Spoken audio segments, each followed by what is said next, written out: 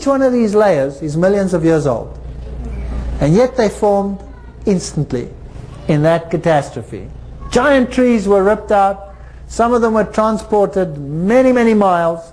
Some of them were cut by the blast as with a saw. The top just sheared off.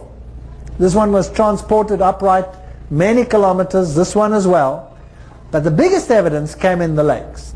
Here is a huge mat of plants and trees floating. This is Spirit Lake. A closer look, and you will see that very quickly the trees righted. You see them there? Those with root stumps started floating upright. So they had a good old dive to see what was going on, and at the bottom they found huge mats of bark. So as these trees had been rolled in the water, the bark was stripped, and at the bottom was a huge layer of bark. Did you know that many coal seams consist of nothing but bark? Which is totally inexplicable in a modern situation where a tree falls over and is supposed to form coal. So that must have happened very rapidly. There you can see these huge layers of bark, and there are these upright floating trees. Now what if there was another mudslide just after the previous one? What would happen to these trees? They'd be caught upright. They would be buried as the mud flows upright, because the tree would continue to float. So we have a model for how these trees formed upright. So here we're taking a side scan sonar, and we found, it was found in these lakes, 19,000 upright trees floating in that water. So now let's have a look at the scenario again. Here you have the various layers of forest with the upright trees in them. Firstly, remember these are flat layers, so all these flat layers, these forests were flat. Very strange. The trees, some are upright, some are not. So they're floating in the water. You have one turbidite after the other. And now the clincher. They had a look at these, and they dated them according to the complexity, the chemistry of the rock layer. Now it's interesting that when magma forms, it has a certain fingerprint composition of minerals. And if there's an ejection of this and the magma flows, when a new lot gathers, it's slightly different chemically. So they can tell lava flows apart. If it is more than 3 months, it'll have a different chemical composition. And guess what they found? They found 4 fingerprints. And they found 4 fissures in the ground. So what happened is the following. Everything's covered in water. The trees are ripped out. There they're floating, some upright, some horizontal. There's an explosion over here. Boom! The magma and the brexia come out, and they cover the trees in that direction. That one goes, boom! Covers it in this direction. That one goes, boom! Covers it in that direction. So the trees are layered and orientated, and the bottom one and the top one have the same fingerprint.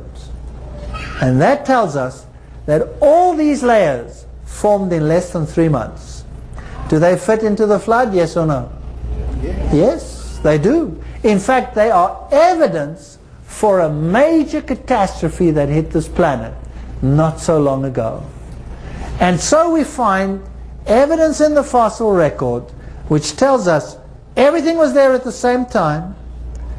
Everything was bigger and better in the past than it is now. And there were more varieties in the past than there are now.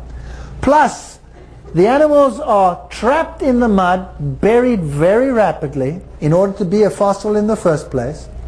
And the specialized fossils, like the petrified forests, show us that there was a major water catastrophe that struck this planet. And you can go anywhere in the world.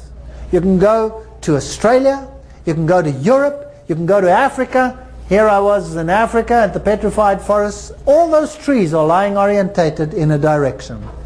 Every single continent has the same features. So was this universal or local?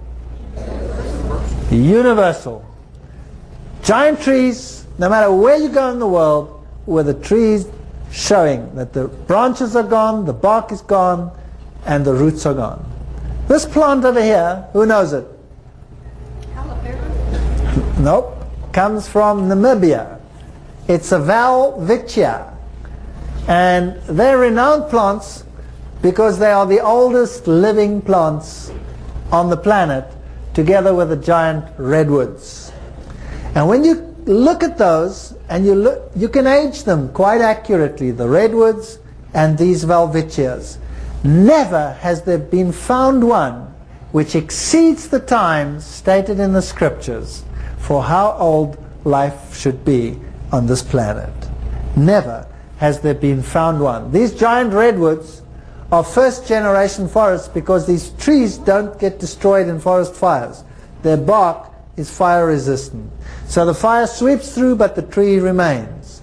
And when you cut it down, they are between 4,000 and 5,000 years old. If you look at the rivers of this planet, and you take the Mississippi, Missouri, or you take the Nile, or any one of those rivers, when they build dams, they determine how much silt comes down to determine how long the lifespan of that dam is going to be. And then they determine how much silt has the river brought down in its lifetime. And not one of those rivers has been flowing longer than between 4,000 and 5,000 years.